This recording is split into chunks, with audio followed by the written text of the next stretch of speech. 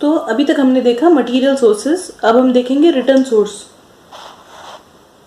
So we learn about the significant historical events in the medieval period from the sources like the writing style of the script like Devanagari, Arabic, Persian, Modi, etc. as also from the variety of different languages. भुर्जा पत्र हमने पिछले साल सीखा था क्या होता है कि वो पेड़ के ट्रंक पे जो वो लोग लिखते थे. Religious manuscripts, treaties, edicts, decrees, biographies, paintings etcetera.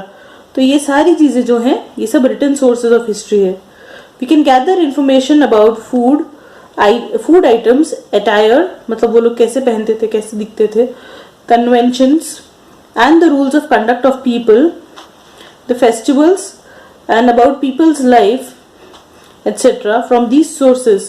Sources of this type are called written sources of history. मतलब ये जितने भी sources हैं इसको हम written sources बोलते हैं, जहाँ पर कुछ न कुछ ऐसा लिखा होता है जिससे हमको वो लोगों के बारे में पता चलता है कि वो लोग कैसे रहते थे, क्या पहनते थे, कैसे क्या खाते थे, कैसे त्योहार मनाते थे. ये सब चीज़ों के बारे में जहाँ से भी हमको पता चलता है वो सब रिटन सोर्सेज हैं.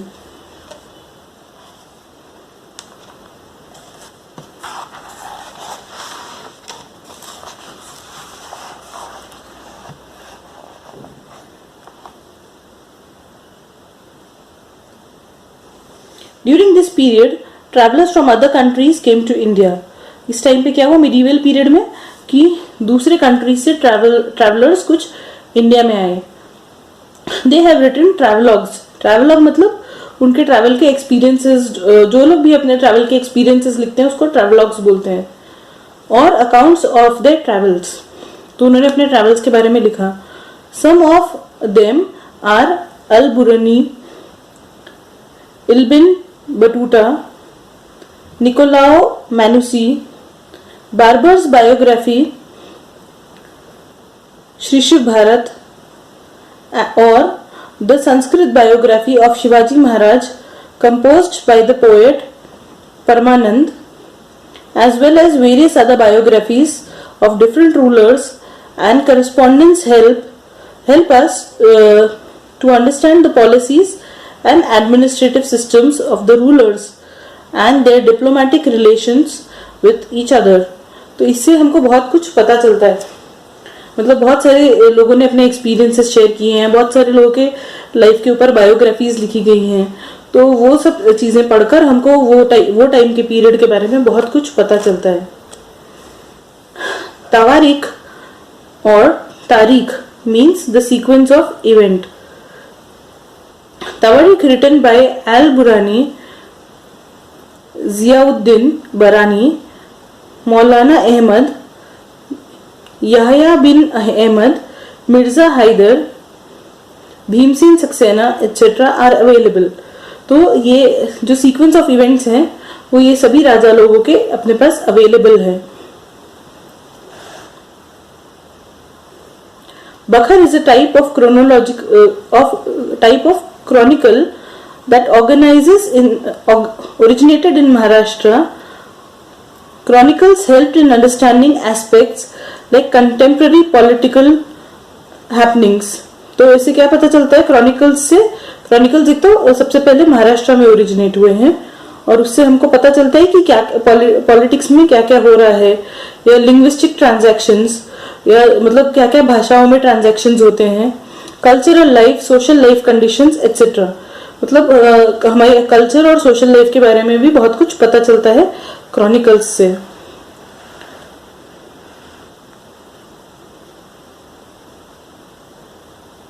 Many of the chronicles in Marathi were written many years after the events had occurred. तो मराठी में बहुत सारे chronicles जब कुछ इवेंट हुआ है उसके बहुत सालों बाद ये chronicles लिखे गए हैं. As a result, they are seen to rely on hearsays. मतलब क्या होता है कि क्योंकि बहुत सालों बाद लिखे गए हैं तो ये लोग ने मतलब ऐसे कुछ कहीं सुनी बातें भी हैं उसमें कि जो भी उन लोगों को उस इवेंट के बारे में सुनने समझने को मिला उसके हिसाब से इन लोगों ने लिखा है. Some of these chronicles are माही कवाटीची, बखर शोभासद बखर, चितनी सची बखर, भाऊ साहेब बची बखर, etc. So the works of contemporary Western historians like Robert Arm, M.C. Sprague and Grant Duff are also important. तो ये सब लोगों का लिखे हुए जो लिटरेचर है वो बहुत इंपॉर्टेंट है हमारे हिस्ट्री में. ओरल सोर्सेज, तो रिटन सोर्सेज हो गए. अब हम देखेंगे oral sources. Oral sources, we understand various aspects of folk life through folk literature traditionally passed on from generation to generation. हमको कहाँ से पता चलता है अपने ट्रेडिशन के बारे में? जनरेशन टू जनरेशन जो इन्फॉर्मेशन पास हुई है उससे. Some examples are ovis, folk songs, pavadas, folk tales, legends and myths. ऐसी बहुत सारी चीजें जो हमारे कल्चर से आई है उससे हमको अपने कल्चर के बारे में पता चलता है कि पुराने जमाने में चीजें कैसी होती थी. Such type of sources are called oral sources of history. ये सब सोर्सेस को हम ओरल सोर्सेस बोलते हैं. ये जो भी सॉन्ग्स और पोवाडास और टेल्स हैं, मतलब स्टोरीज हैं, पहले के सॉन्ग्स हैं, वो उसको हम ओरल सोर्सेस बोलते हैं. History is written with the help of 3 types of sources mentioned above. तो ऊपर जो 3 सोर्सेस ऑफ है उसके थ्रू हिस्ट्री हमको पता चलती है.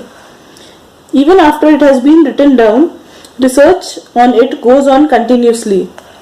ठीक है, भले ये चीजों के बारे में लिखा जा चुका है पहले, बट उनके ऊपर रिसर्च फिर भी चलती रहती है देखने के लिए कि वो कितना सच था, कितना सही था और कितना नहीं. New sources and information come to light through this research. Research करने से हमको बहुत सारी नई बातें और पता चलती हैं. Then history has to be rewritten accordingly. तो जो भी नई चीजें हमको पता चलती हैं उसके हिसाब से हिस्ट्री को हमको फिर से लिखना पड़ता है. We can see that our history books and those of our parents and grandparents differ to a certain extent. मतलब अगर अब हम हमारी हिस्ट्री के बुक्स को अपने पेरेंट्स और ग्रैंड पेरेंट्स के हिस्ट्री बुक्स से कंपेयर करेंगे तो उनमें हमको कुछ डिफरेंसेस मिलेंगे, क्योंकि जैसे जैसे रिसर्च हुआ है उसके बाद चीजें अपडेट हुई हैं.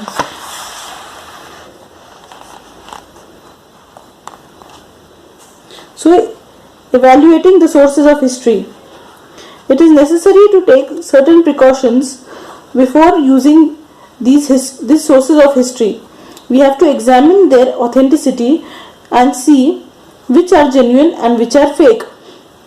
तो हमको क्या करना पड़ता है, जो भी सोर्स से हमको इन्फॉर्मेशन मिलती है उसको हमको इवेल्युएट करना पड़ता है कि कितना सही है कितना नहीं. Their quality can be determined with the help of internal standards. कुछ internal standards set होते हैं, उनसे उनकी क्वालिटी पता चलती है.